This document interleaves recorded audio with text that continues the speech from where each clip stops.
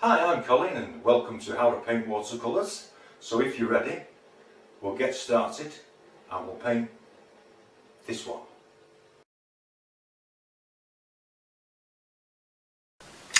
Hello and welcome back to How to Paint Watercolours with me, Colin. This is a Saundersford £140 watercolour paper, and I've just stretched it and I'm just removing the excess water from around the sides, leaving a very thin film on the paper. And I thought we'd do a misty morning kind of thing. This is nickel yellow with some misty trees, some beautiful colours. Straightforward violet, and I don't mind it hitting the yellow because it will just produce a neutral grey. Bring some in here. Also I think we'll have a little nickel yellow in here as well. Not even washing the brush. This is violet and French ultramarine. All these are artist quality colours, and I'm just going to stroke this in at the top. Merge the two together. Bring some down here as well. Helps to unify the painting. A couple of clouds.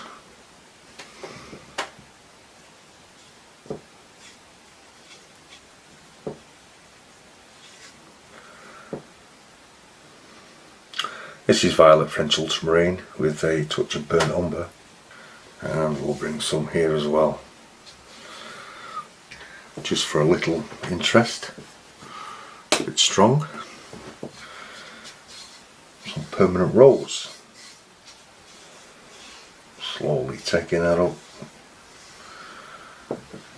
Okay, that's your first initial washes on, so we're just going to leave this now till the shine goes off the paper, and then we'll put the misty trees in. But I'm just going to take some paint off around this tree first, just to help it to stand out,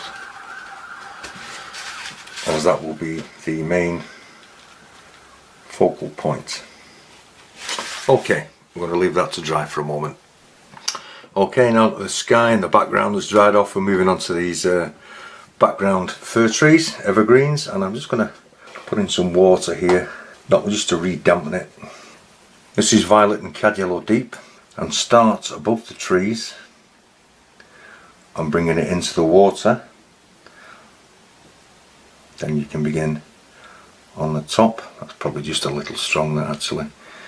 So I'm just going to add some water to that and bring it into the water, and the angle on the board will help this to diffuse.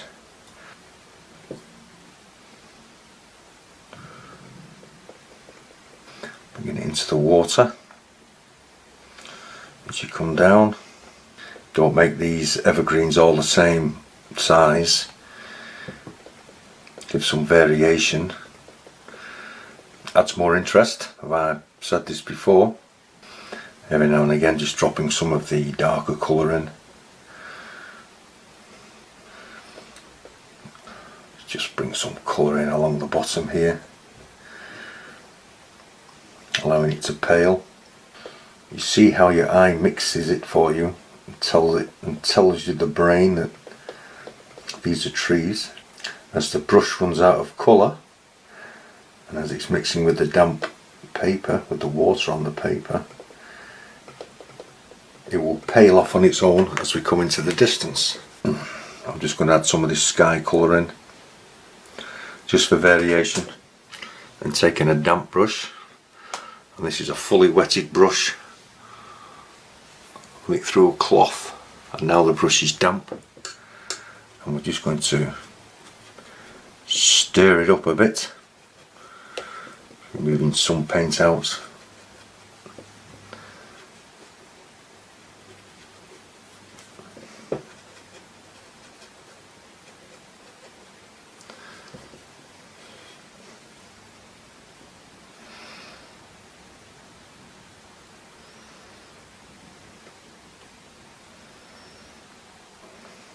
I don't want to make these too strong because I don't want it to compete with the main focal point, which is here.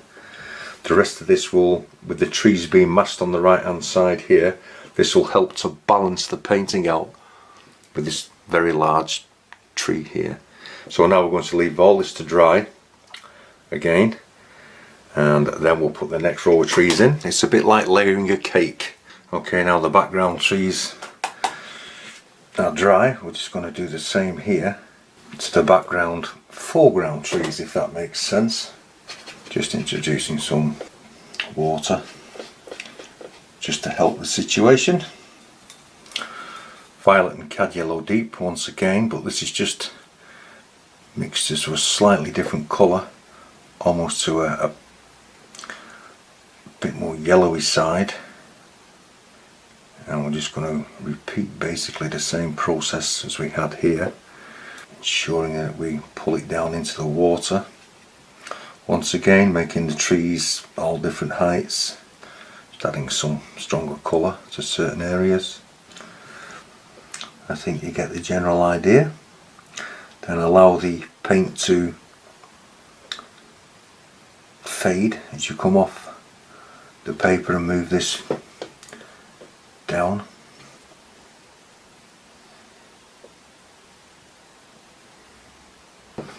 And once again, I'm just going to add some of the sky colouring, just adding water to the bottom half just to keep this wet. I think we may just strengthen the bottom up now that we're coming into the foreground, just to take the strength on that. Just a touch of the permanent rose. Just rinse my brush off a little bit as we bring this in.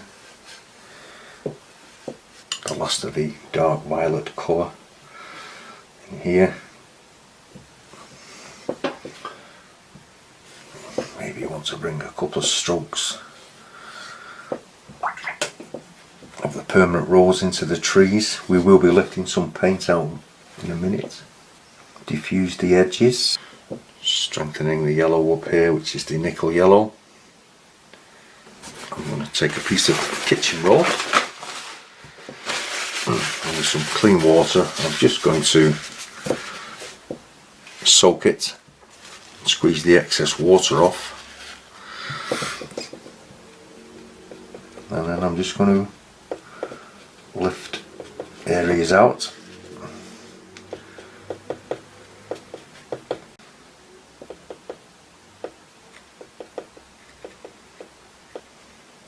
Just leaving some light and dark patches, and once again I'm going to leave that to dry.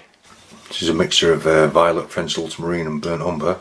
Now we're just going to start on the foreground, and I just want to lay a little in here, and I'm just going to take a little bit of water to that, just slightly strong. I know it will dry lighter, and I'm just adding water to the bottom of this to soften it. Softening the top edge as well with a damp brush. I've shown you what a damp brush is. Keep softening that edge so you can't tell where one colour starts or one colour stops.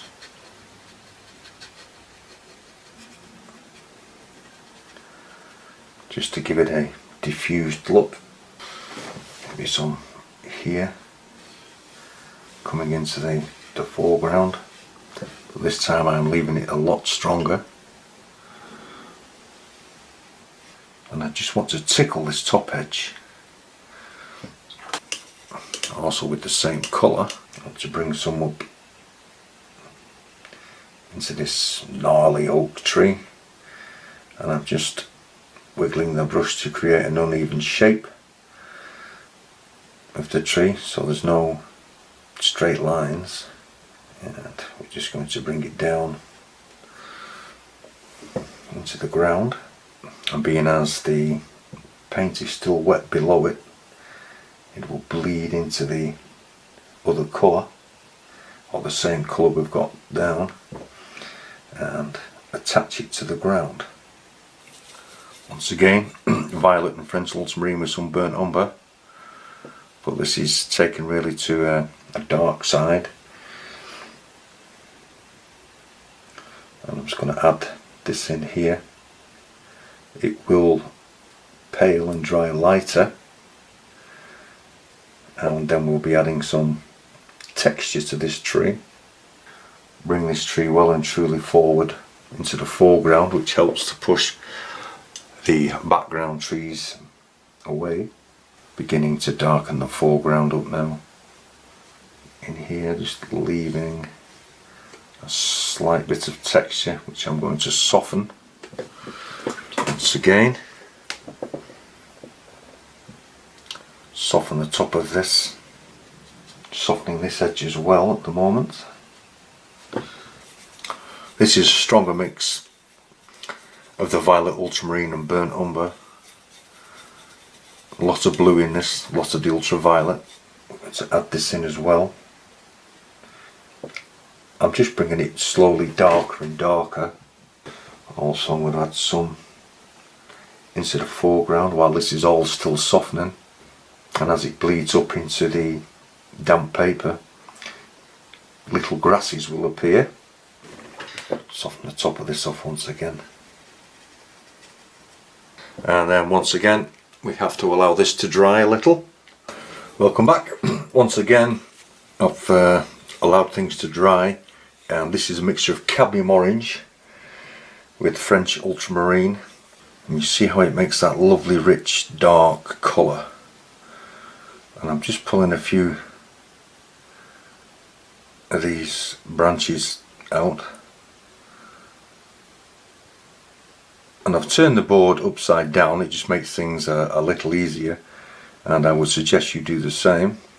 Many people are frightened putting darks into a watercolour painting, and they do need them. So you should never be frightened of putting your darks in. It actually all helps to push everything in the background further back, jiggling the brush to keep the branches interesting. I'm just moving on to a rigger brush now, and we can begin to pull the branches out. I'll just do a few and you'll see what I'm getting at, as this can take some time.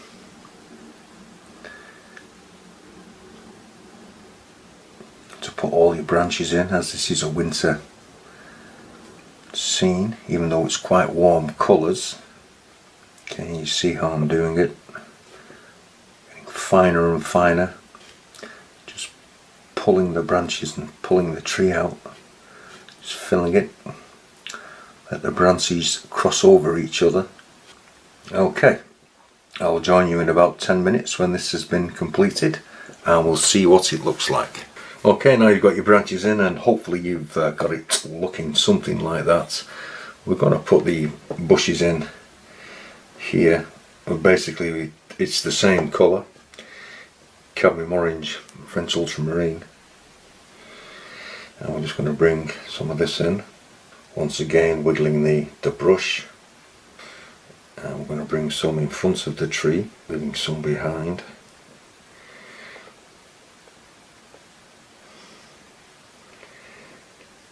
And as you can see, this is going dark over light, and soften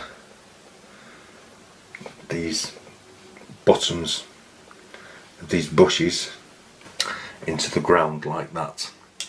So I'll do the same to your bushes as you've done to the top of your tree, and as it takes maybe 5-10 minutes, I'll join you shortly. Okay, welcome back. I'm just finishing off softening the bottoms of these trees, bushes into the ground. Just helps to attach them, as I've said before, with the same very dark mixture of the cadmium orange and French ultramarine. I want to introduce just a little dark on one side of this tree. Back to my rigger brush once again, and I just want to bring some blades of grass in here. Don't have them all going the same way, otherwise they'll just look like a row of soldiers all stuck up. Just flick them over we'll just bring a couple into here. And as you can see, I'm bringing the grass from the dark into the light, so you get them to stand out. I don't want them everywhere.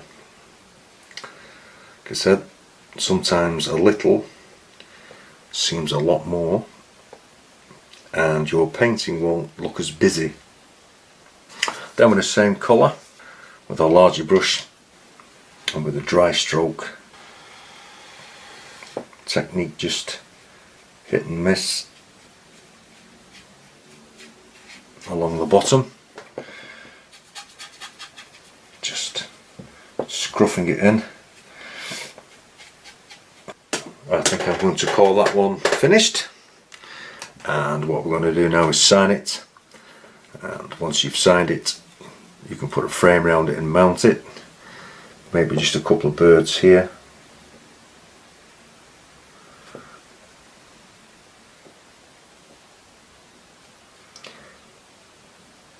Maybe this one's a bit closer,